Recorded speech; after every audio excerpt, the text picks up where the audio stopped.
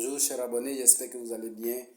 Alors, il y a de cela un moment, un de mes abonnés m'a posé une question relativement au renforcement des capacités des agents de son entreprise. Alors, aujourd'hui, je vais prendre le temps de répondre parce qu'il y a longtemps, j'ai réfléchi à cette réponse et aujourd'hui, c'est le moment idéal pour moi de vous donner la réponse.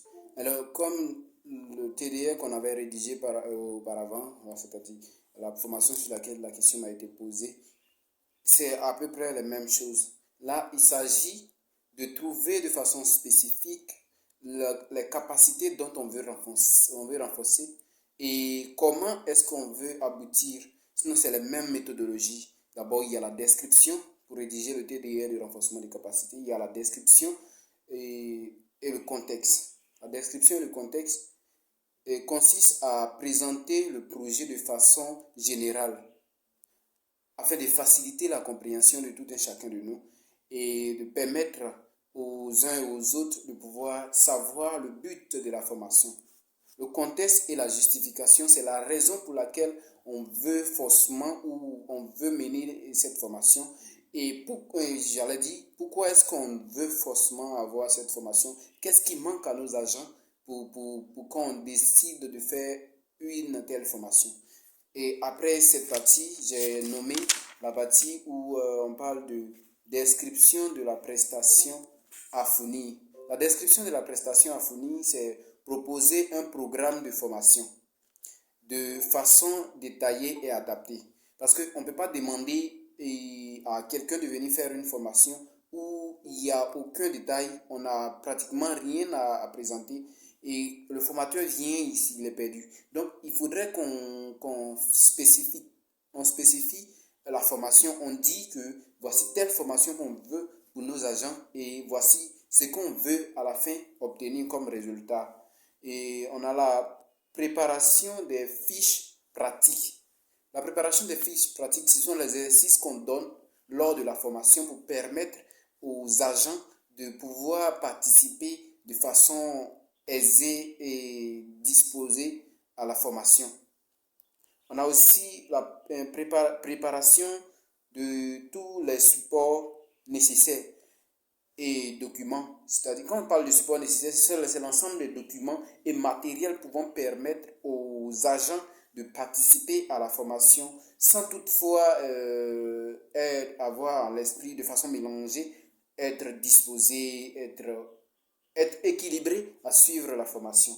À la fin de la formation, il faut rendre compte que voici la formation qu'on a fait, voici les capacités qu'on a développées et voici les résultats obtenus. Donc, il faut, comment dire, un rapport en fin de formation. Il y a aussi ce qu'on appelle les fiches et documents nécessaires pour la formation. Et j'avais déjà surmentionné, c'est tout ce qui concerne les exercices, les documents d'illustration, les vidéos.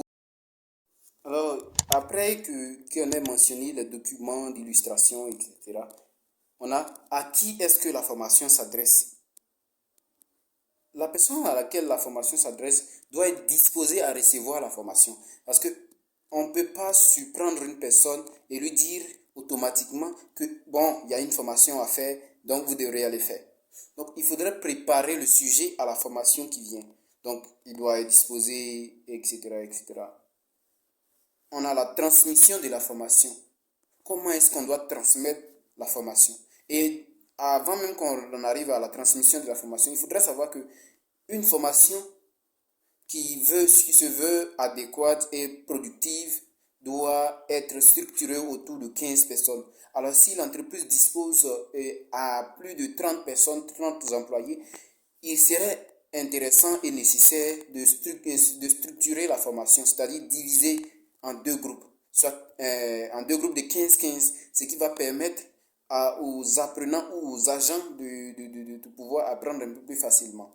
Là, on a une formation qui est équilibrée, qui est relaxe, qui permet aux individus d'interagir, qui permet aussi aux formateurs d'avoir plus de temps pour pouvoir vérifier est-ce que tel ou tel agent suit la formation, est-ce qu'il y a des préoccupations, est-ce que.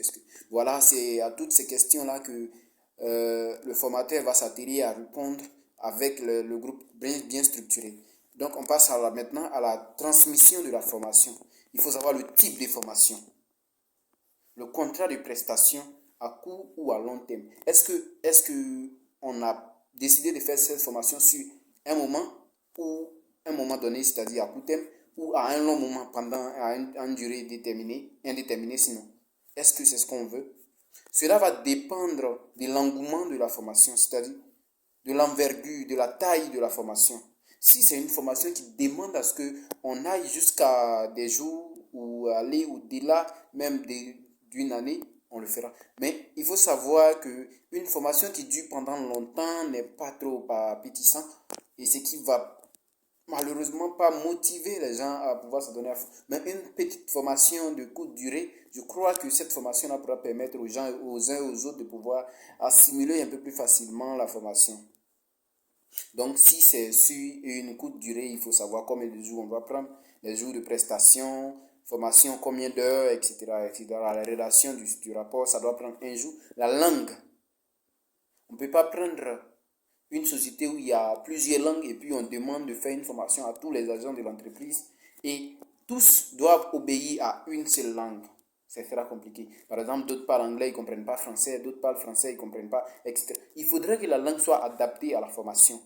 Si on va dans un domaine où tout le monde parle Djoula, il faudrait que la formation se fasse en Djoula. Où tout le monde parle Baoulé, il faudrait que la formation se fasse en Baoulé, etc., etc. Si c'est en anglais, il faudrait que la formation se fasse en anglais. Donc, la langue doit être adaptée à la formation. Maintenant, il faut savoir aussi qui choisit pour la formation. On ne prend pas n'importe qui, n'importe quel formateur pour venir faire une formation. Il faut savoir qui il nous faut pour la formation, l'expérience de celui qui va venir faire la formation. Est-ce que son expérience ou la formation qu'il donne est en accord avec la formation qu'on veut donner à nos agents? C'est la question qu'on se pose.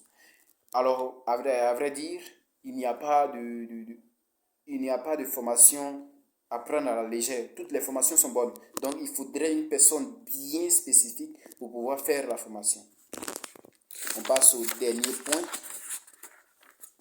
C'est une bonne connaissance des réalités des agents. Il faudrait quelqu'un qui maîtrise vraiment les réalités que vivent les agents dans la société ou même de l'entreprise. Il faudrait qu'on connaisse les réalités de l'entreprise. Les réalités vont dans ce sens où on doit connaître les objectifs, la mission, le but de l'entreprise. Et on a en dernière position. Je ne vais pas trop aller en détail parce que avec vos questions, je sais que je vais y répondre. On a aussi la solidité de l'expérience. Il faudrait que celui qui vient faire la formation ait vraiment un document, ce qui prouve que c'est vraiment un formateur. Ça sera important, ça sera intéressant. Soumission des propositions. À la fin de la formation, puisque nous sommes déjà à la fin, le formateur doit être en mesure de proposer des solutions techniques, détaillées et pouvant permettre la compréhension du contexte et des thèmes de référence qui ont été mentionnés, sinon les thèmes de référence de la méthodologie appliquée pour la formation. Une proposition financière détaillée. En fait, quand je parle de proposition financière détaillée, c'est que le formateur aura besoin pour faire sa formation, tout ce qu'il lui faudra et il lui faudra pour faire la formation, etc. C'est de ça que je parle par proposition de finances. Mais aussi, le formateur peut aussi proposer des solutions à l'entreprise afin de permettre aux agents, après la formation, de booster leurs compétences, etc. Alors, c'est cette petite vidéo que je voudrais vous faire. Je suis désolé du long moment que ça a pris. En fait, la vidéo me tenait à cœur, donc il fallait que je me prépare pour pouvoir répondre à l'attente de mes abonnés. Merci de partager, de liker cette vidéo et à bientôt.